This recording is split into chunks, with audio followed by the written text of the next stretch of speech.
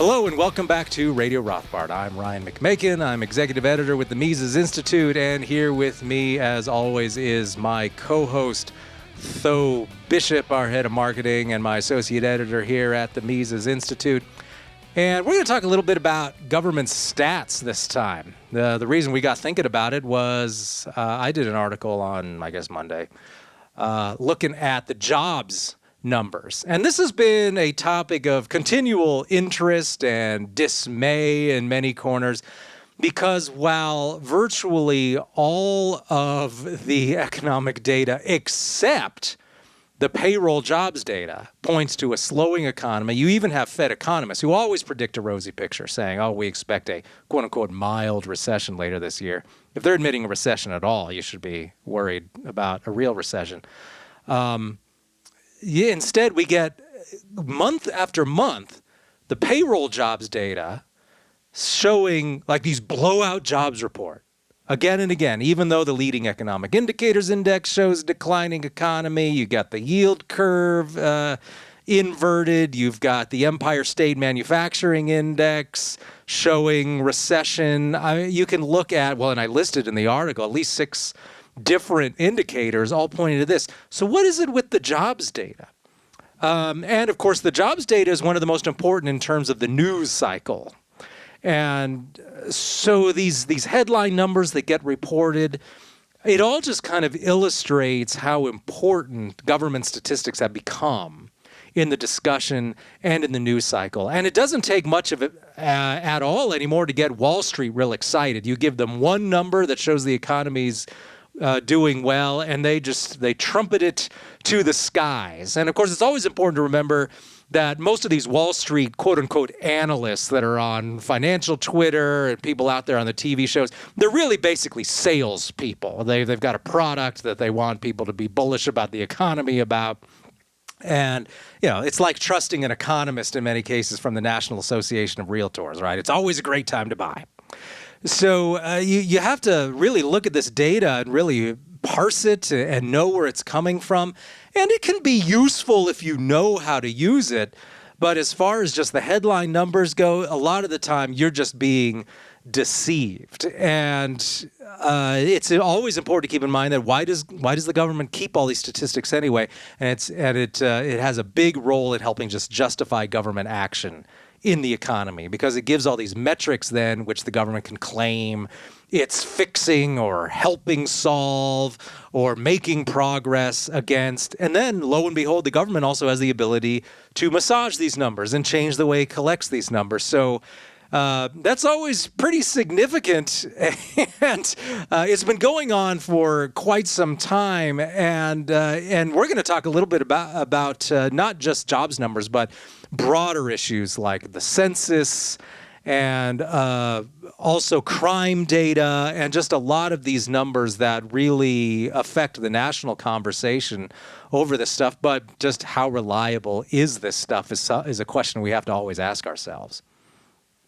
Yeah, and your article, like the jobs data in particular, I think it's fascinating. I very much encourage our listeners to look at the chart because the 2 different metrics that we are looking at for the employment numbers in particular, as you mentioned, the establishment payroll data, and then the household survey data. The chart is fascinating because you see a very strong correlation up to, I believe it was about March of 2022. And all of a sudden, that is where you see a massive breakaway. And of course, that now raises the specter of, which one of those 2 is correct. On one side, you have individual American households reporting on what they are seeing. On the other side, it is the stats collected by the black box of stat offices within the government. The government obviously has a very strong incentive to portray one dynamic. And again, those numbers breaking away there in a very stark matter, again, against that historical trend, is really a fascinating illustration here. And of course, we've seen this specter play out in a variety of different measures over time. Obviously, I'm sure faithful Radio Rothbard listeners are probably already familiar with Austrian critiques over GDP and things like that. Something that might be propping up our economic figures right now, going against a recession, is the skyrocketing sales of Radio Rothbard mugs, single-handedly propping up the American economy. I think right now you can get yours at Rothmug, or Mises.org/Rothmug, as many proud listeners have already. GDP data obviously being one thing. I know there's been a lot of concerns, a lot of work done on the way that inflation numbers are juiced one way or another, the use of substitute goods and things like that. And so what's interesting is that in this broader dynamic, and again, our constant theme of the breakdown of trust in these larger institutions, the more that the official stats say one thing, the real life experiences of Americans say another thing, it erodes that very important dynamic of trust in what the proper authorities are telling us about the state of economy. And again, that is something that, obviously I know that this is playing into the Fed's decisions, because the Fed is looking at that jobs data. If the Federal Reserve, the signal, they've made it very clear that gives them cold feet about future rate increases, which, we've gone through this period of, it looks like they're going to pause. And then you have more Fed officials saying, the inflation data isn't quite getting to where we want it to be. And the jobs data is strong, so we might have to continue to raise. The markets, and it's this interesting dynamic where the political side of it needs to be able to continue to project the strong economic performance for political purposes. The markets, the financial talking heads, in many ways, they want underperforming job data to try to stop the Fed from increasing rates, which is having consequences on zombie firms and corporations and things like that, and financial markets. And yet, your average American is kind of caught in the middle, where we feel the real cost, whether it's going to the grocery store, we feel the real cost when it comes to general economic performance around the country. And again, this detachment, of course, goes to the way that statistics and the mathematicalization of economics goes directly into what the state is able to get away with in terms of their interventions, in terms of their grand plans and things like that. And so again, seeing this data, again, this sharp divide there is really fascinating. And again, the more and more I see picked up outside of our sort of circles of skepticism of government stats and into the broader conversation of, hey, this smells fishy right here. That is a positive thing for our fight against politicized economics. But again, it is very interesting just to see it play out in such explicit terms, as pointed out in your article. Yeah, it's nice to see a lot of skepticism over it.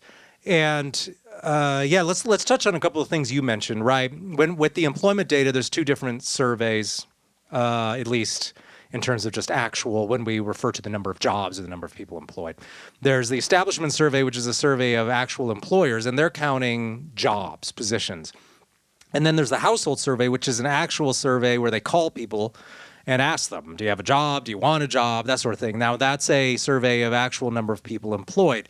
And as I noted in the Monday article, that number, the number of people employed, went down by more than 300,000, while the number of jobs went up by more than 300,000. So you had this 600,000 gap between jobs and persons employed, which is pretty significant. And that gap's been getting larger over time. It's now around 2.2 million in terms of job gains since 2022, as you noted. So notice how they always report on the establishment survey. Now, part of that's tradition. I mean, that's just traditionally how they've done it. But they could mention the household survey and the job losses there, but that's never mentioned except deep on some lower paragraph in most cases. And so the media plays along very much with this. Now, if you need an illustration of how important this is politically, it's because this then feeds directly into political pressure applied to the Federal Reserve. So as long as the job numbers look real good, that gives Powell political cover to keep allowing interest rates to rise. Now, I think that's actually a good thing. if Powell's using this as some sort of scheme to get away with raising interest rates more, which he should be doing. He should be letting them go up higher because there's been so much monetary inflation in recent years. You need a lot more than just a measly 5.25% in terms of your federal funds rate to get the money supply back under control. And that's going to require deflation and job losses. And that's the only way you can start to fix some of that malinvestment. You got to let that happen. And it could be Powell's some sort of evil genius here where he's actually using this then to make sure he can get away with keeping the rate going up. Fine, whatever. So I'm not actually particularly upset about them not reporting on the household survey number more just in terms of short-term interest. However, just the general dishonesty, the general lack of precision that goes into reporting on it is somewhat alarming. And the fact that your average consumer of this data, they have no clue about any of this stuff, any of these differences in the surveys and what's going on. No, it's rarely mentioned, for example, that the number of survey responses, especially in the establishment survey, is way, way down. It's down by like 20% from where it was 3 years ago. So you've got fewer and fewer businesses even reporting the data. So that's another reason to be skeptical.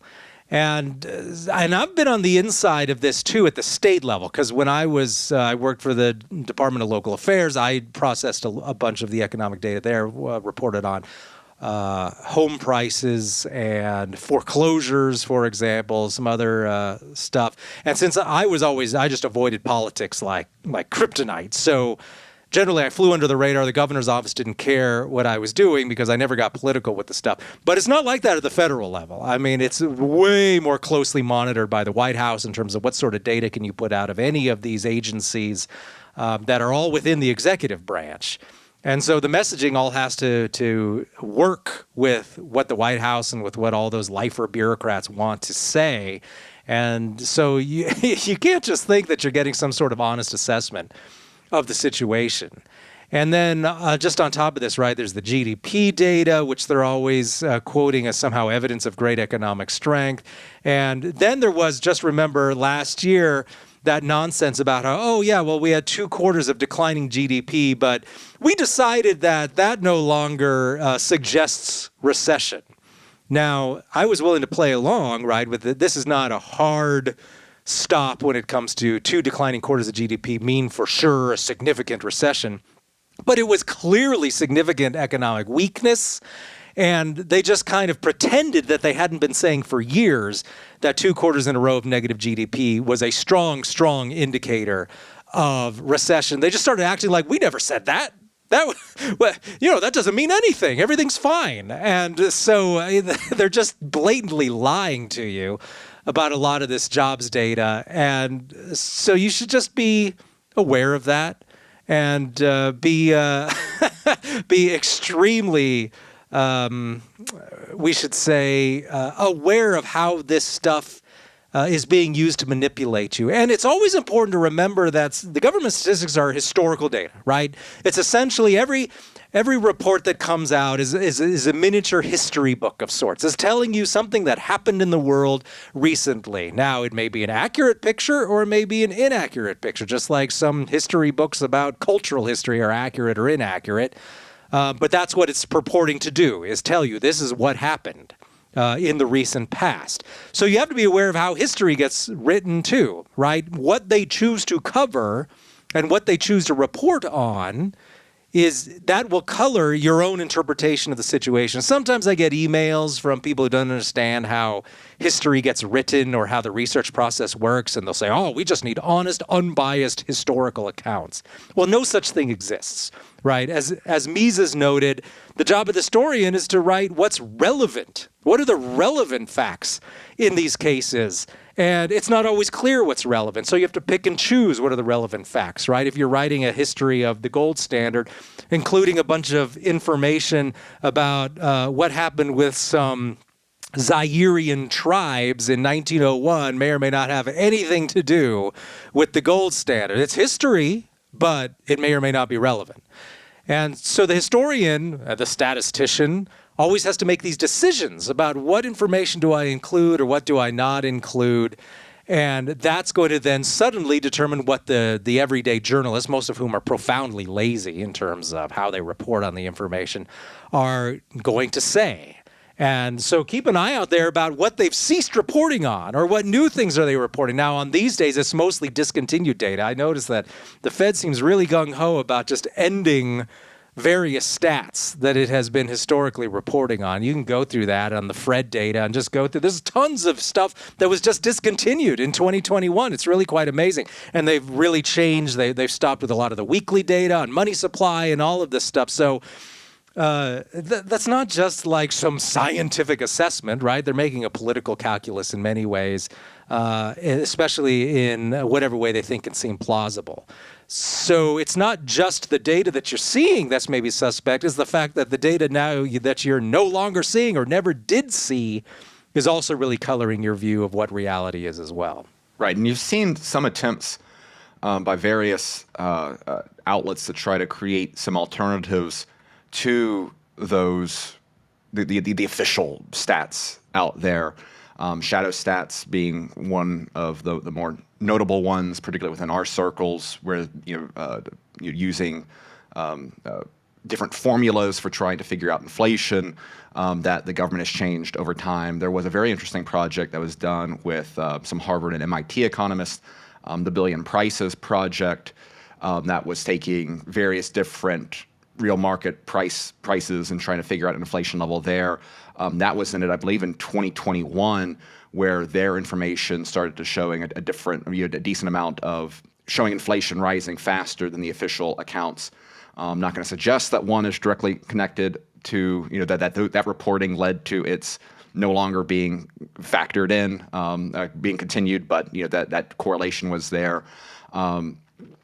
Some of the Fed data recently, in terms of money supply increases, things like that, that was canned, without much fanfare there. And the historical side, obviously, this was something that Murray Rothbard wrote about the importance of statistical bureaus with the rise of the larger progressive government project in his paper on World War I as the fulfillment of power, the power of intellectuals, and then the rise of World War I as a kind of continuation of the intellectual class progressives. He talks about the role that the rise of stats-heavy economics play, and Richard Ely and those sort of figures. So this is very much baked into the history and the rise of the modern state as we know it, and this extends in a variety of interesting ways. We can see it not only play out in issues like inflation, like the jobs data situation that we have right now, like our broader recognition that CPI as a measure with its factoring in of government spending alongside of the private sector, the way that distorts and the way that led to a very prominent economist overestimating the strength of the Soviet Union, the infamous Samuelson textbook that was predicting the USSR to overtake the size of the American economy before its total collapse there. But we even see it play out with the way that FBI crime statistic reporting changed in recent years. Again, the cover of COVID and some of these sort of things, which were used to justify a variety of different changes in the way that government historically acted or reported certain things. That obviously overlapped with some very serious concerns with crime issues, particularly in American urban cities. You've also see it play out with something like census data. When we consider the larger political ramifications in the way that things like congressional seats are allocated, it is worth remembering that in 2021, for the first time, the census delayed the reporting of their numbers. It should have been done during the Trump administration. They were to use COVID as an excuse. Those numbers didn't come out until the Biden administration had already taken over. And because of the way that they figured out the numbers, the official census data led to states like New York and California having more congressional seats than a lot of estimates on population changes and migration changes and things like that. And that's not factoring in everything that happened after 2020 in the way that, particularly COVID era policies and other factors, led to larger movement into certain red states. But just simply looking at numbers up to 2020, there's a lot of evidence that the census data misrepresented the populations of blue states at the detriment of red states, which would have resulted in a number of congressional seats being allocated to, districts that you could predict to be Republican in the way that has a direct factor into the government policy. Not to say that a couple of extra seats in Alabama would have led to a dramatic change in the way that the Republicans negotiated the debt ceiling deal or anything radical like that. But there are direct ramifications by which the federal government is able to tweak and manipulate these stats in a variety of different bureaus, a variety of different ways to get outcomes that they desire. And again, this just shows, the larger issue here where, these statistic bureaus are not just propaganda wings of the regime, which I think is, again, a major factor within some of this jobs data and things like that, but directly can be used in ways to empower or enrich certain political factions at the expense of other political factions based on whatever the agendas of who makes up and reports these stats. And so again, the politicalization of everything, the agenda of everything. Again, I know our listeners will not be surprised at the idea that we are speculating that serious professional neutrality is the top priority of the bureaucrats, and not all of which are bad. I know some people that work for the Bureau of Labor Statistics. I remember Robert Wenzel, I think, had a few moles on the inside of some of these statistical bureaus that were kind of feeding him some of the information that they saw that weren't quite being factored into the official reports and things like that. So, if you're out there, if you're looking to get your PhD or a master's in economics and are wanting to infiltrate some of these agencies, I think there is some interesting value within that. But obviously, again, these things as a whole, they always serve the state. And again, it's interesting to see the different agendas at play here and how that directly relates into what is reported and what is not reported. And that choice, those choices directly reflect political pressures and political desires. Yeah, there's always a few conscientious people in there, but it's designed to make sure that people who have the proper sympathies have veto power over any information that might actually be problematic. So, they have a way of canceling out the positive contributions of the more conscientious people in there. But yeah, isn't it remarkable the way that that crime data at the FBI just no longer seems to be getting collected well anymore. That it's you can't go in there after 2021. There just wasn't reliable. The FBI says, oh, well, people aren't reporting like they used to be because we switched over to a new system. Oh, okay, so I guess we just don't have any national data anymore on crime. Okay, well, there's that. There's, of course, the way the census has been designed to collect ethnicity and racial data in a way that makes it easier to spread around federal spending in a way that rewards specific interest groups. Because I remember I had a funny professor, and he was plenty left-wing, but he said, whenever I fill out the census, like I always just say I'm a black guy. And or I was like, why? He wasn't black. And he's like, well, because that brings more money into my community. He's like, if the more people who say they're black in your community, the more federal money comes in. And my community needs more money for roads or whatever. And so he knew how the game worked, right? The idea is that you just need to portray yourself and your community as one of these groups that is targeted for more federal money. So the money gets collected from middle-class taxpayers, and then it gets resent out according to how the census is collected and which groups have been determined to be more worthy of the taxpayer money than other groups. And then, of course, they just create categories. And I've done this work on Hispanic, on the category that is known as Hispanic. I'm personally interested in it because I remember I was once looking at my mom's old birth certificate, which is from the 40s. And back then you could check Mexican on it. Although, interestingly, they checked Caucasian on hers, even though she's dark-skinned and doesn't look particularly Caucasian. The reason being is that they didn't care all that much. You just check whatever box, or maybe whatever box her mom said to check. But they then discontinued the Mexican box after a while, and then they invented in the 70s the Hispanic box. So this was a Nixon era thing, and they decided, we're creating this new category known as Hispanic. So now this is all very important, and lots of reporting that the census does in terms of federal spending and all of that. And it's this totally made-up category. You could just as easily make up a category of, well, Syrians are no longer white, as they currently are under federal law. Syrians are counted as white. Oh, we now have a Middle Eastern category, or we have an Eastern European category. Those are all non-whites. So you could see how you could just completely invent your social and ethnic makeup of the country by just creating new boxes to check on the census. And then the press reports on that, as if they have that data, they can say, this non-white group is doing X, Y, Z. And okay, but it has no, in one case it does exist, in another case it doesn't exist. It all just depends on what decision somebody made with census data.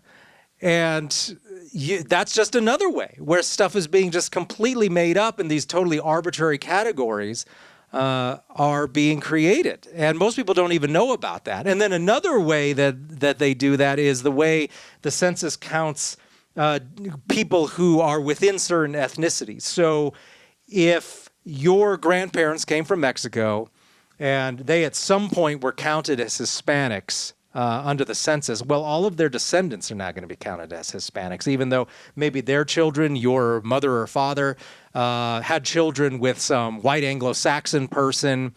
Well, now their kids are Hispanic, half Hispanic, right, quote unquote. And then if their kids, your generation, then intermarries with some other group, they're still counted as Hispanic. So this doesn't go down when your great-grandkids are 1/16th or 1/32nd Hispanic or whatever. Guess what? They're still Hispanic. So that's how the census comes up with these bizarre projections. Like in the year 2041, X percentage of Americans will be Hispanic. They've just got these programs that determine this. Has nothing to do with your actual culture or what language you speak or anything. It's because you once had a great grandparent who in the census was listed as Hispanic. And most people have no idea how these numbers are calculated and just how completely divorced from reality a lot of this counting is done. And they don't even understand that the Hispanic box is an ethnicity box, and then that's separate from the racial box you check. So you can be a white Hispanic or an Indian Hispanic or whatever. And most people don't even understand that. So the whole complex of government statistics, it's kind of this partnership between the media and government bean counters in constantly framing political issues, determining what gets covered and how it gets covered. And it may not involve any sort of actual fudging of the numbers. It may be completely in line with how they've determined the numbers should be covered and how it's published, and it's all out in the open, but that's what gets reported on and that's what gets counted. And so then that's used to determine federal policy. And most people just have no clue. And then they just read the newspaper article and they think, these are facts. And that then is the reality that gets adopted by much of the public. And boy, it's a losing battle in most cases to try and really combat that. The real only answer, of course, is to decentralize it and defund it at the federal level completely. That's the only thing that would really strike any real sort of damage at the heart of the whole government statistical complex. But good luck getting Kevin McCarthy to defund any of these federal statistical projects. I'm guessing that he doesn't have the slightest interest in that. Yeah. Well, of course, it doesn't matter how the census records you anyway based off ethnicity. If you are opposed to some of the left projects of the day, you'll be quickly counted among the white supremacists demographic, the most pressing challenge in America today, according to the Biden administration. So that at least it's becoming very inclusive in that way. But you're looking at the history of the way that different ethnic groups were considered by the government, right? The way that Italians were counted and considered, and all these things change over time, and they don't change over time from some sort of aloof scientific rigor dynamic. There is it is what serves the interests of the regime today. I think it's particularly true with the transformation, the great 20th century revolution away from a property rights society, more or less, into this civil rights society where there is more of the positive dynamics there. We see it play out, with obviously in education battles and racial differences of the way institutions treat this. We see it play out, obviously, as the example you mentioned of, if you are counted as black on census data, the way that allocates funds and things like that. The state utilizes this statistical edifice that it creates for there is a very much a patron dynamic to it that the left has become very good at utilizing for the expansion of whatever projects they have in this day and age, and they will change at will whatever gets to their desired ends.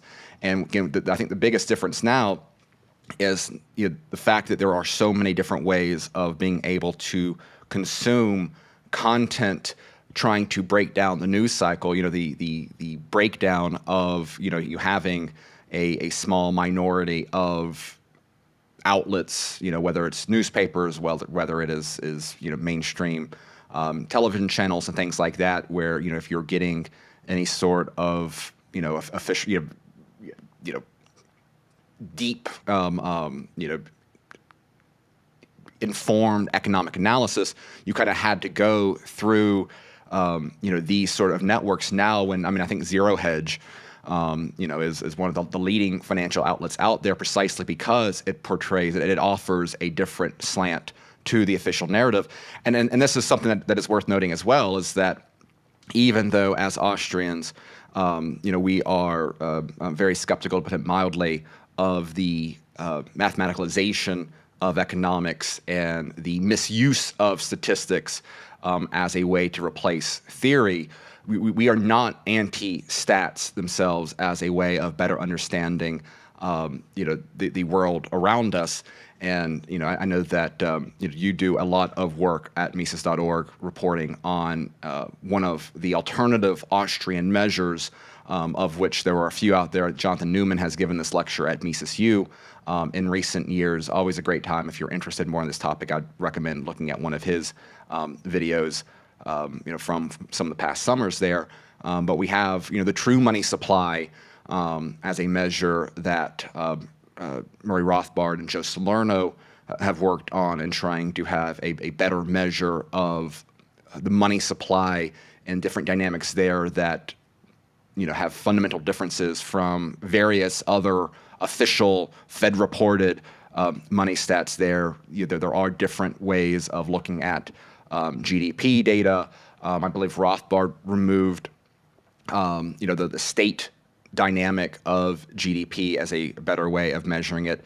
I know there has been some other Austrian measures where they remove the state component of GDP twice to sort of price in the misallocation of capital that comes with broad government projects, so that the $1 trillion that we give to Boeing in order to, or Lockheed Martin to provide weapons that we send to Ukraine, not only is that not something that is adding to the underlying strength of the economy that us as consumers enjoy, but actually takes away from